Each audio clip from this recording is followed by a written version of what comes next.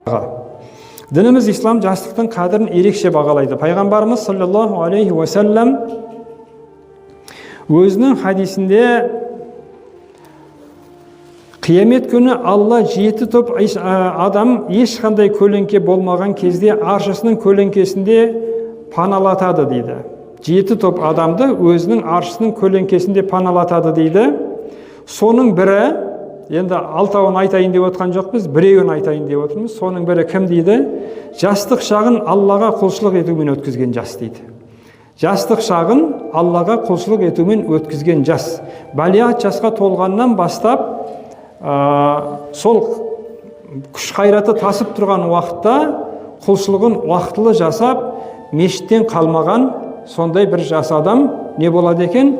Қиямет күні Алланың аршысының көлеңкесінен пана табады екен.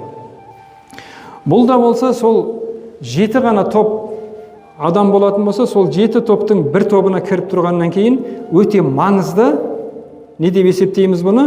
Адам өмірінің өте маңызды бір уақытысы, өте маңызды бір бөлігі жастық шақ. Сол жастық шақта Аллаға құлшылық етіп мешітте болу, бұл өте үлкен Алланың тарапынан бағаланатын бір амал екен.